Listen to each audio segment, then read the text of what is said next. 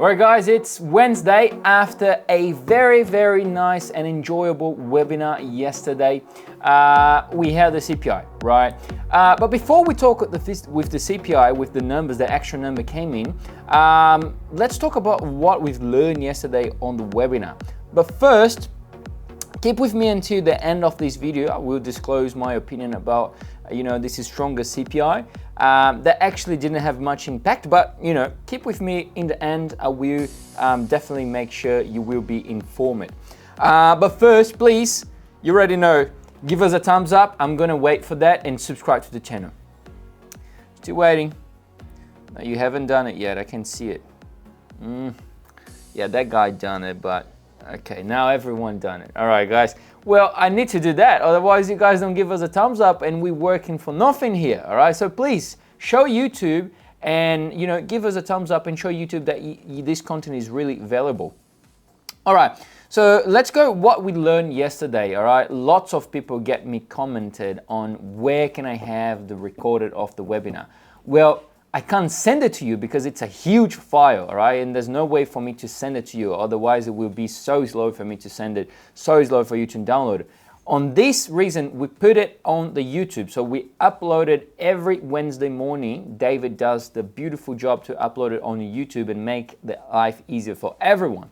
So if you want to rewatch it, or if you want to watch it, the webinar again, you can go to ACY Securities YouTube channel and have a look on the last webinar that we've posted, all right? It's called Backtesting Fundamental Strategy, all right? Something around those lines, I'm not too sure. But if you click right now on the YouTube, it's gonna be, all right, maybe the last video or the second last video, something like that. Give it a thumbs up on that video as well and share it with your friends, all right? Because it's very nice and it does, put together a lot of stuff that it's valuable. Now, as promised, let's go for the CPI numbers. Well, we had 11:30 at the night here on Australia. CPI month over month, core CPI, CPI year over year, and core CPI for year over year as well. CPI month over month from February, it came as the expected, all right? It came as consensus at 0.4%. The core CPI month over month came 0.4% as well, from 0.1% higher than the consensus. The consensus was expected to be 0.3%. Now, the CPI year over year came 0.1% higher than expected. The consensus was expecting 3.1% and the actual came in at 3.2%. And the core CPI consensus was 3.7%. It came in at 3.8%. So all the CPI that came higher came only 0.1% higher than expected.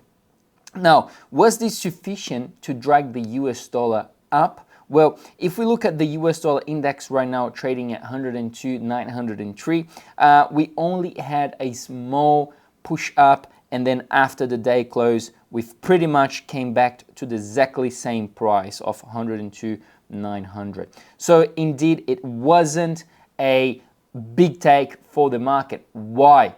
Well, remember last week, we were explaining why we had this higher inflation, because we had more people getting employed and we had higher core retail sales. All right, so we had higher retail sales on the month of January, so therefore the inflation keeps dragging to it. So we are sticky inflation there. All right, this is how we should call.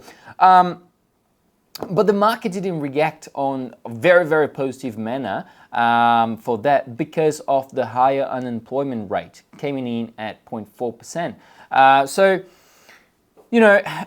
what I feel like is that the market is looking to other side now than what it was looking before.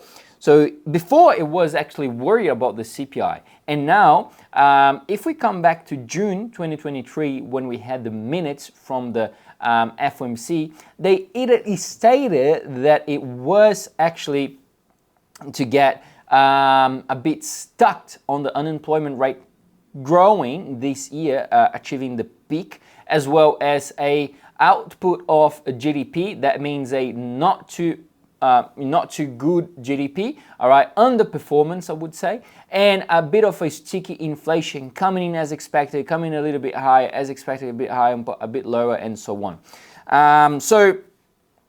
Even though we have this high inflation here for the US, I don't think this will make the market change the way of the US dollar at this moment, okay? I think the US dollar will continue to decline to the next target of, let me check here, I have it on my charts, just a second. So the next target was 102, okay? So another 900 points on the dollar index down.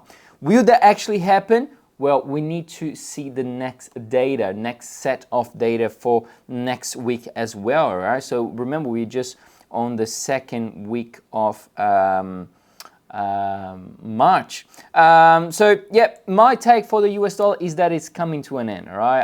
I've mentioned it on the podcast already. If you haven't watched it, go to the YouTube channel as well. You can watch it there. And yeah, this is all from me on the US dollar. Now, let's talk about some things that are happening tonight on the Euro area, right? And the UK as well.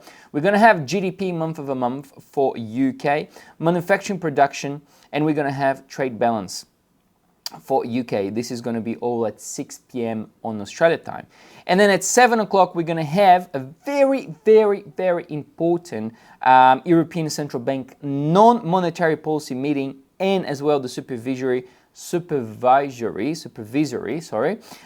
board member Joaquin speaks, all right, and the industrial projection. So why is it very, very important to have the non-monetary policy meeting? It's because this is where they're going to have this meeting, all right? They didn't have this meeting since 2006, 2008, all right? I can't remember the dates. Pretty accurate. I think it's 2006, 2008. I've wrote a blog on this, so if you want to have a look on that, go to ACY website, go to learn, and then go to market analysis, and then you can click on my name, and it's going to be there. Euro dollar going to 1.10 or not. All right, so we're going to have the release where the ECB will pretty much tell us what will be the next projections and what they're expecting for the policy, monetary policy from now on. So that's going to be very important to shape a very, very long run, okay, maybe the next 10 years or 20 years. But indeed, it's not going to be huge for the market, but it's very nice to have a look on it, all right? And if you have come until the end, I have a surprise for you again. It's not every video that I'm going to post it. It's going to be some videos and some not. So I'm going to have like some Easter eggs during the video. But I want to congratulate you to come until the end and to stick with me until the end. As a gift, I will give you another free link for the webinar down at the comments or down at the description of this video. First or second link will be there, all right?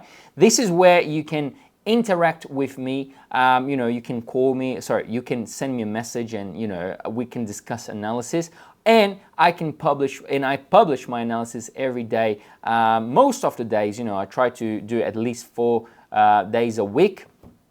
Sometimes I don't have anything to talk, so I don't talk. But most of the days we are having very, very nice approaches to the market there, all right? So just join us. Free, no charges, another good area for you to have exposure on the analysis, fundamental analysis. All right, guys, I hope everyone is having a wonderful week. We still have 2 days to go into Saturday, so trade safe, and I see you on the next video.